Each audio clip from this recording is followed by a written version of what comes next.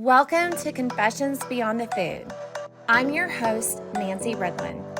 Let's dig in and get inspired.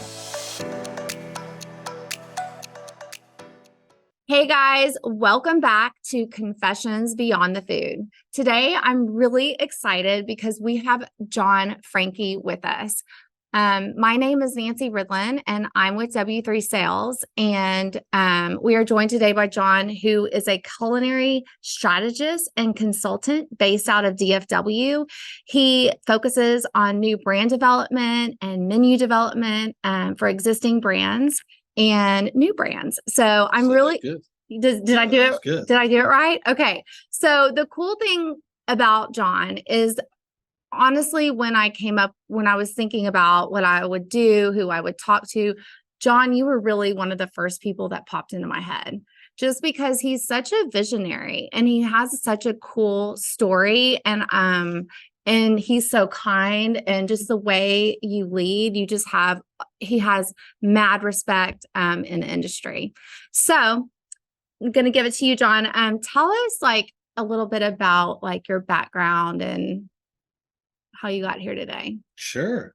That was a big entry. It's a big intro, so I'm not sure I can live up to that, but you can. You got it. Better to look right there. You can look at you, or you can just whatever.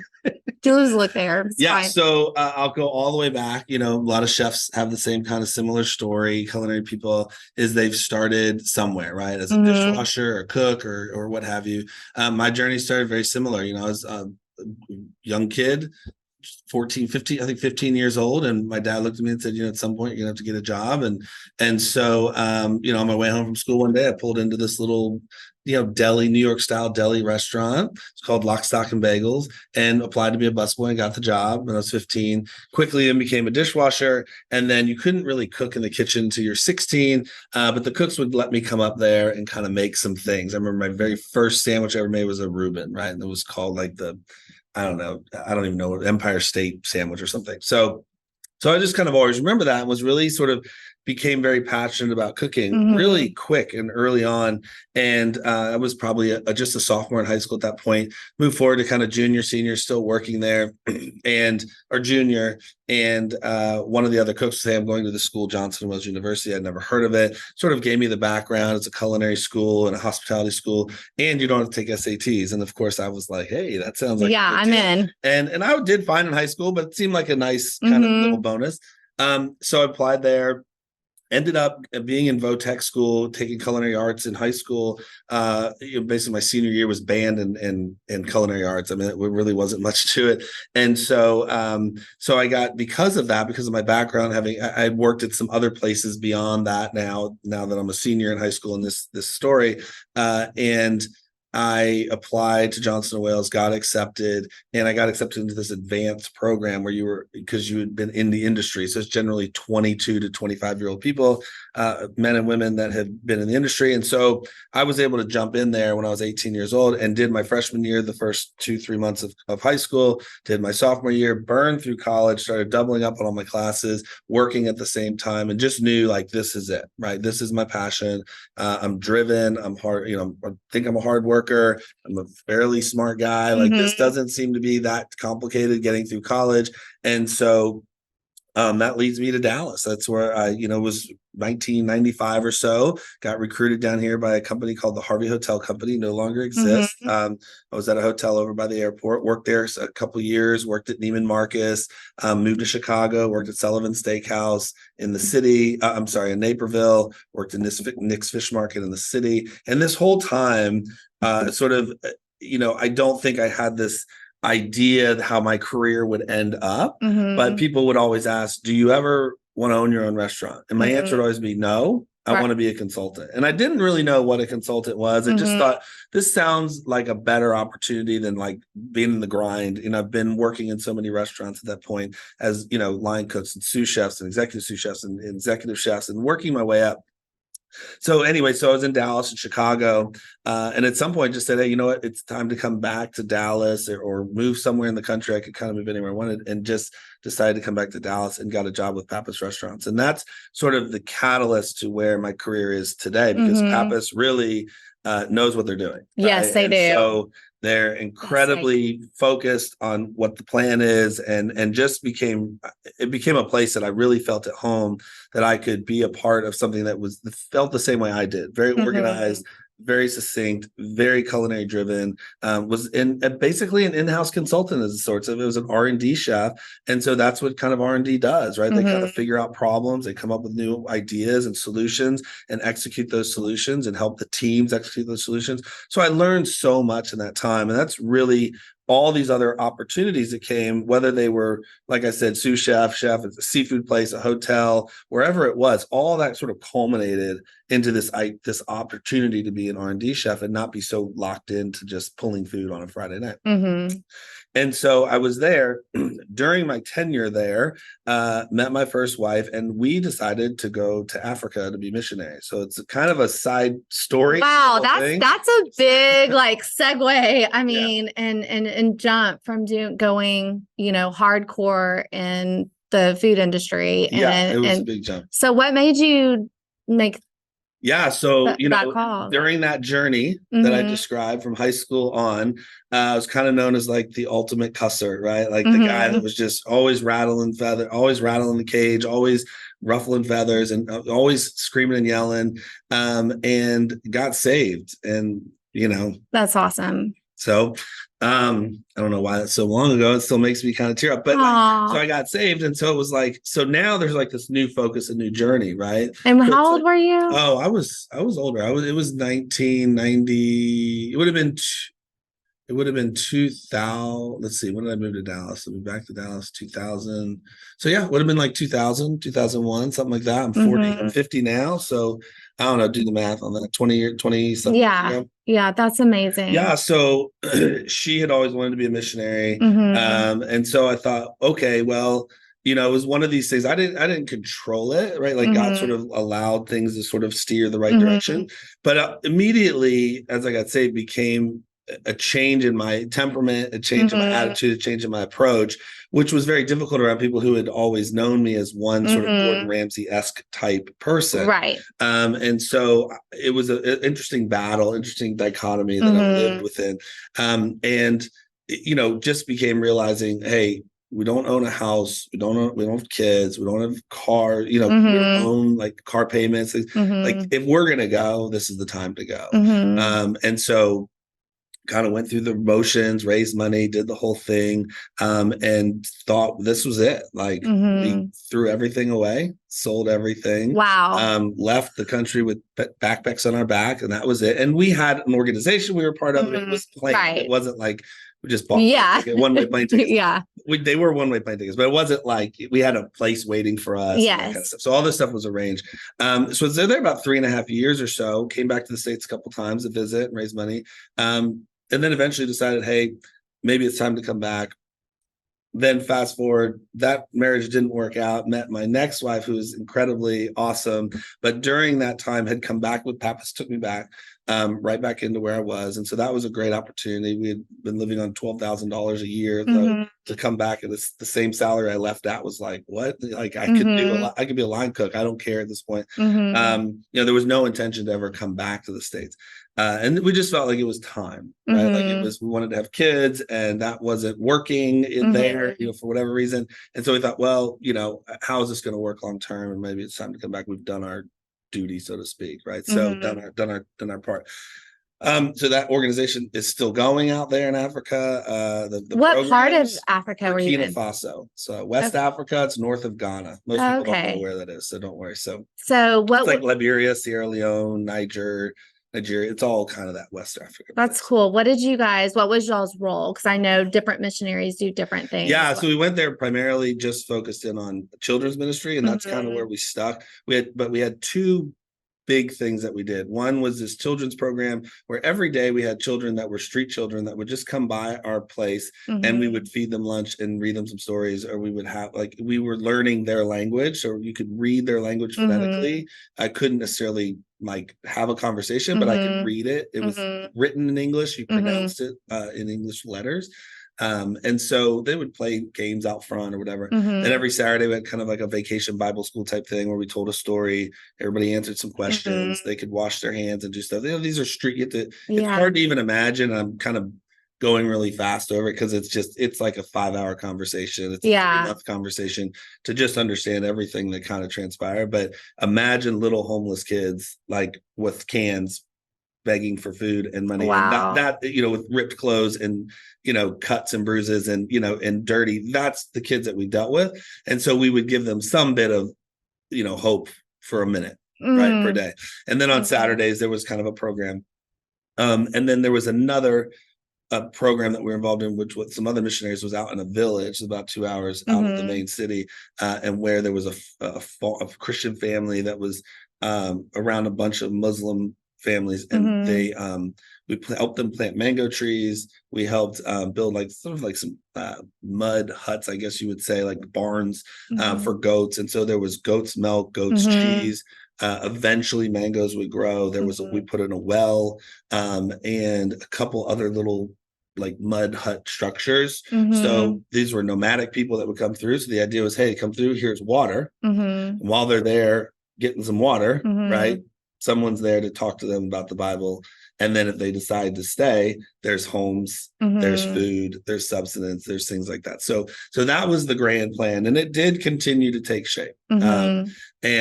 So all that being said, it was time to come back, and came back, had a couple kids, right? All that kind of worked out, ended up getting divorced, unfortunately. It's another long story for another day. But met my wife, who's I'm currently married to, and it's been incredible in the journey ever since. So during that transition in there somewhere is when I transitioned from Pappas Restaurants to Front Burner Restaurants, which is now called FB Society. So Pappas and FB Society, or Front Burner Restaurants, were the two bulk of my professional career, where I learned and taught and experienced and developed and created. That's where all that sort of happened. Everything prior to that was sort of a nice build up stair step to like learning and changing jobs every year and a half or so, which I highly recommend to young culinarians, like keep moving around, keep trying different things to build your repertoire.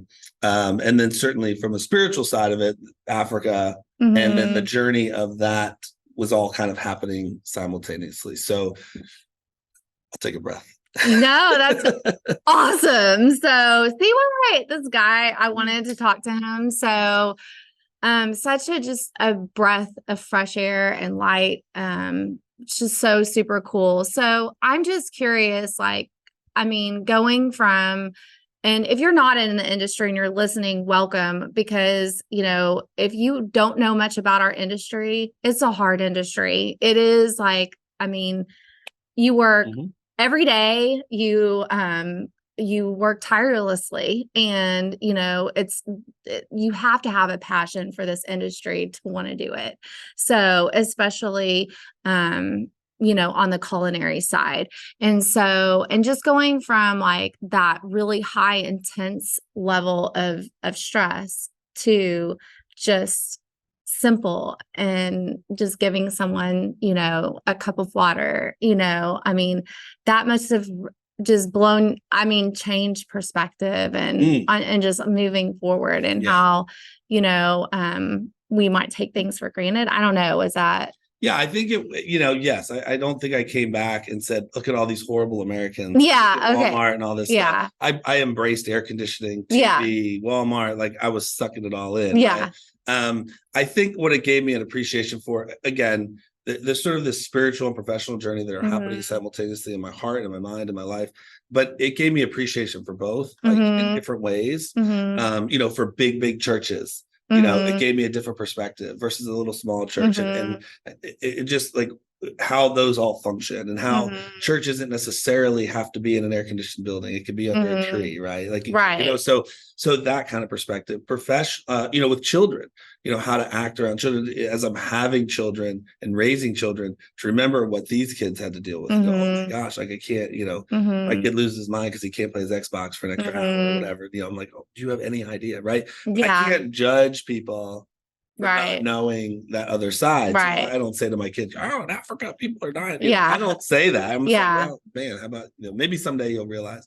But professionally, what was interesting is that now I come back, and having always worked with guys that are from Mexico, Guatemala, Venezuela, down south of the border, and not appreciating or understanding what their lives may have been like in developing countries.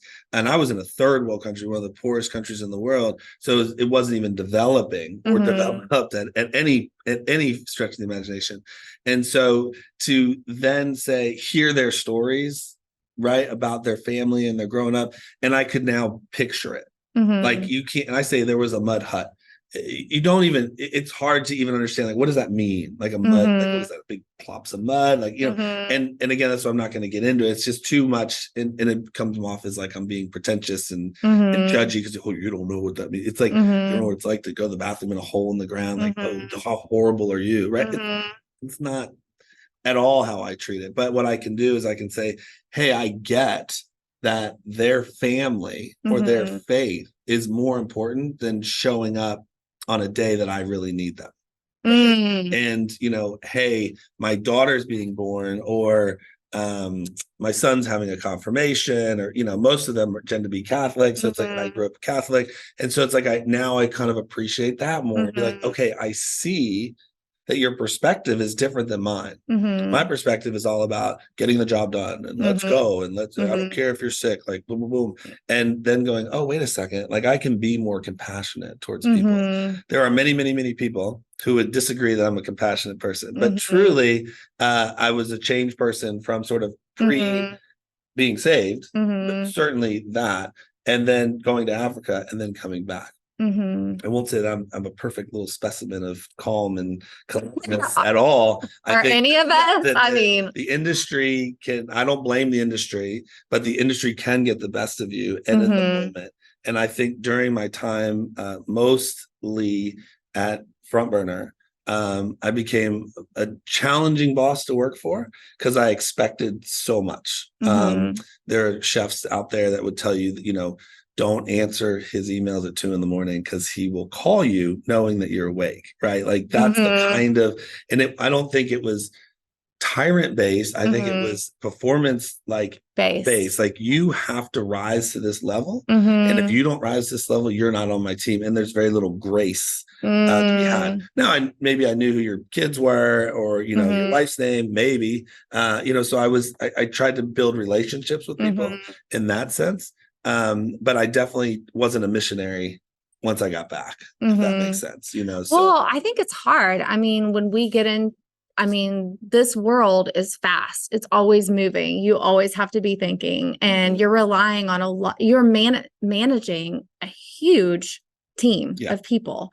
And so, and it is performance based. You guys are all judging when you go you know, to a restaurant. You have no idea, or a hotel or anywhere you're going, all the work that goes into, you know, getting that plate in front of you, or that cocktail, or that whole experience. And I know from my end, on the sales end, I mean, my mind never stops because food is everywhere. You know, I can sell to anyone. It's just all consuming. So I always tell people, I'm like, hey, if they work for me, I'm like, turn off your notifications. I'm an insomniac and I have ideas in the middle of the night. So turn your notifications off. So yes, I was very much like that. Yeah. And you know, and especially with our company, because I was in charge of so much. By the last couple years, maybe the last 3 or 4 years, I was there for about 11 years with Front Burner, and we created, basically it averaged to 1 brand a year. So it was the Ranch Las Colinas, then it was Ojos Locos, then it was Whiskey Cake, then Red Dog Right, then I'm not sure what was next, but there was Mexican Sugar, Ida Claire, Twin Peaks was kind of already created when we came in, but continued to grow that along the way. 60 Vines was in there. Haywire became sort of the reiteration of the Ranch Las Colinas. The Food Hall, the Keeper was a seafood restaurant. So there was these constant brands. It takes, let's say, 3 to 4 months to really create a brand, and then about 2 months to finesse it and massage it. So if you add that up, that's about 6 months. So you start the brand development process, and by the end of 6 months, you're ready to pull away from it. Well, guess what? The next one's right behind it. And so it was not just, hey, I'm kind of difficult to work with, and hey, I stay up late like yourself, and hey, I'm always got these ideas. It was like you had to stay ahead of like it was like a hamster wheel. It was a requirement. Yeah. It wasn't a choice. There's not a choice. You either perform or not. So I mean, and that's a really hard balance. And I think I mentioned that one time. It's just that work-life balance is so hard to achieve and not overwork yourself and exhaust yourself.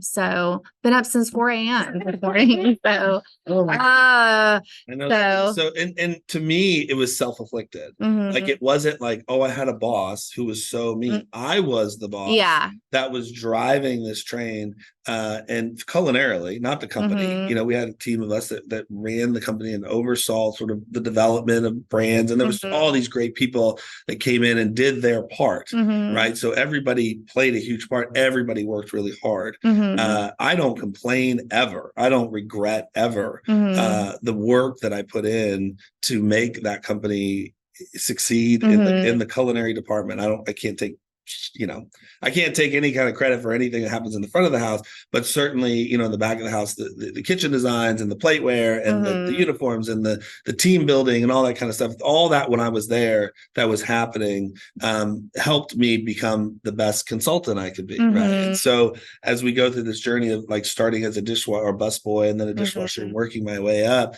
to having that kind of responsibility, something that as basically the way that journey ended was our company had really stopped creating new brands. So it's about a brand a year. Let's say I was there 11 years. I think we created, let's say 9 or 10 brands. So there was a point maybe in the last 2 years or so, last year and a half, where the decision was made to start growing these brands. At this point, Velvet Taco had sold to El Catterton, and Twin Peaks was about to get sold.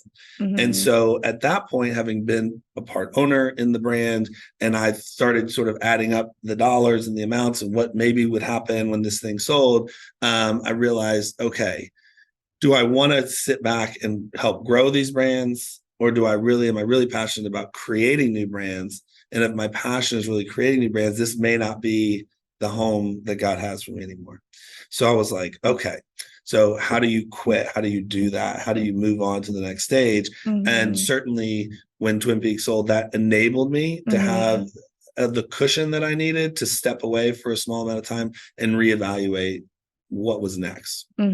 So just like being a missionary, I thought what was next was I'm going to put the backpack on my back and never come back, right? Just put the United States in my rearview mirror, and then that was a period of time, right? A season, and then that season then changed, and then I ended up at Front Burner, and that season now is coming to an end. And so, but I had no plan, zero plan walking into consulting, like leaving this place that I had worked and put my blood, sweat, and tears into, and like really truly believed in the people that were there, and felt a little bit of like kind of leaving them all behind, and and taking this new journey and not really taking a lot of stock in like, should there be an outline of how I should do this? What does every day look like? I want to be a better dad and a better husband. I want to be around for my kids. I don't want to work all the time and put work first.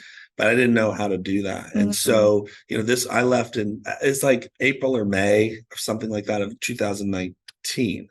So that's less than a year from the big March 2020, right? Which is kind of the like check mark for like everything's like pre-COVID, post-COVID. Like, right. So for me, the pre-COVID consulting was, I just sort of jumped in, got a few consulting gigs through word of mouth, and jumped in it like it was a job. So still was going a lot to these places, spending a lot of time on the computer, doing, whatever it was. And still putting my family kind of, I had this story, like, my family's first, but it's like, maybe they really weren't, and then COVID, like a lot of people, they've all got a story. Like, where were you when the space shuttle blew up? Where were you when this happened? Where were you when Kennedy got shot? It's like, where were you during that time? What was that? What did that time period do for you? Good or bad? A lot of bad stories, a lot of good stories, a lot of pivot stories. For me, it was a time to finally sit back and breathe and relax, because my job, obviously the work stopped temporarily just for a couple months, and all of a sudden realized, like, this is finally the opportunity that I've been missing,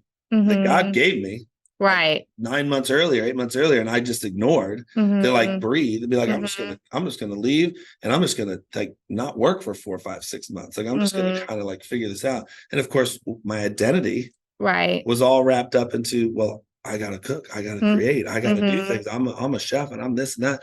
And if I don't do that, what am I?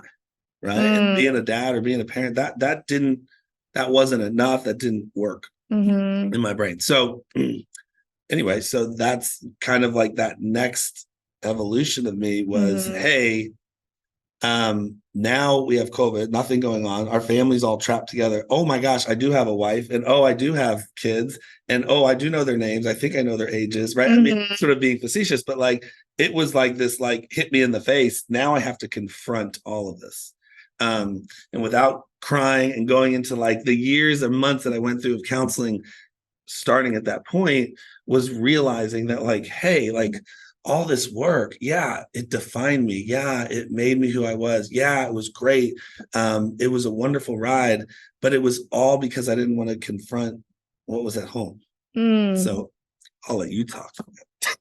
Thank you for sharing. No, I mean, that is, I think we all struggle with our identity and our careers. And I know I'm a workaholic, and I told John last time I'm an insecure overachiever. And so it's a real thing, y'all. And but I just think COVID happened, like in 2020, looking back. We've always said looking back 2020, and it was a year to reflect, and for all of us, and especially our industry. So again, all of you guys that aren't in our industry, it was tough for the food industry. I mean, no income, like everything shut down. I mean, it was really, really hard, and lots of unknowns. And again, we all run at 1 billion miles an hour. And now it's just like, I mean, I'm sorry, anyone in this industry was like, boom. I'm like, who am I? What can I do? I can't leave my house. So to do anything better, perform or anything, I just had to sit in it. Yeah. So, well, I really appreciate the time that you spent with us today. I'm going to have a part 2 to this because I want to talk more about John's story and what he's doing now. And I think it will be very inspiring, whether you're opening a restaurant, whether you have a restaurant, or maybe you're just establishing your own brand, in your company. But we just want this to be a place of inspiration and hope. And I am so thankful as a fellow believer that you shared your story, because that is, it's really cool. So it's awesome. Okay. So we have to do this. What's your confession? Oh, my confession. Okay. Well, Spill the beans. My confession is, which not a lot of people know unless they've been on a Zoom call with me, maybe, and I've been kind of in the background, but I find it very calming and soothing to build very, very large Lego sets. So I'm not creative enough to get a big box of Legos that are random and build something, but I find it incredibly freeing and awesome that someone has handed me a book that tells me every bit of instruction how to take this massive box of pieces and put them together into things. So I have this big crane, I have a couple big cars, a big Titanic, that's like 5 feet long. And they take time. My wife hates it because I become obsessed with it. So I have to learn to go, okay, like, one bag at a time and space it out, or I'll just want to accomplish the whole thing. I'm like, I'm all like, I got to accomplish this, I got to finish. I think it's, it really relates to, what I do, because when people come to me and say, can you create me a new concept menu? I have to start literally with a blank piece of paper, and I have to hear the brand. I have to envision on plates, which is where you come in. What kind of plates should they be on? What does the brand feel? What is the kitchen going to look like? And there's just a lot of brain space that happens there, a lot of movement, and it's like it's an artistry type of job where you're starting with a blank canvas. And I always joke about like Bob Ross, like you watch Bob Ross, he goes from 0 to 100 in 30 minutes, right? It's nothing to some crazy landscape thing. And all artists do that. They start with a blank thing. So there's a lot of just energy that just gets spilled out. So with the Legos, and I'm very careful to not buy too many. So I like buy one, work on it, and then like it'll be 2 or 3 months later. I feel like, okay, I have like a downturn and like I'm good. I've accomplished all these things, all these menus I've done. I'm going to take some time. And my wife volunteers at church all the time. So like she'll be gone for like a Monday. I'm like, ooh, Lego time. Lego. So and I just, again, it's just a way to like sort of turn everything off, and someone has given you the answers. And I so equate it to what I do, because what I do now, and we'll talk about next time, but it's like, is I create recipes and procedures for people. I only give them the answers. They have to be the hands and feet to make the food and execute that food in their environment. That's what the Lego company does, right? They gave me the answers. They already built the dish. Yeah. Now all I have to do is follow the instructions exactly. And if I don't follow the instructions exactly, my Lego doesn't fit together right. And so how interesting that is to when people will call me and go, hey, this didn't taste very good, or this didn't work right. And I'll go, let's go through the steps. Did you order what I told you to order? Did you make it in the order that I told you? Did you use the right temperature? Did you use the right pan? And then you come to find out, oh, I didn't follow that exactly. That one thing. And so that's why this dish. So I really kind of have fun with that in my brain as I'm working on it. But that's sort of like a little confession of mine. It's something, people would be like, what are you, like a child? I'm like, no, I'm like, no, I like Legos. Likes to play Legos. And my boys used to love Legos and they hate it. So they don't even help me. So I'm just like, I'm like, you guys want to help me? Like, put some pieces, like, nah, we're good. Yeah. Good. You're like, I'm going to own that. Yeah. John Franke does Legos. So can't wait. We may need a sneak peek of what that looks like. So, but thank you so much, John, for joining us today. And thank you so much for joining Confessions Beyond the Food. Don't forget to like, subscribe, and go follow John Franke. He is really cool. If you have a concept you need help with, he should be your guy. I'm just saying. So thanks for tuning in. See you soon.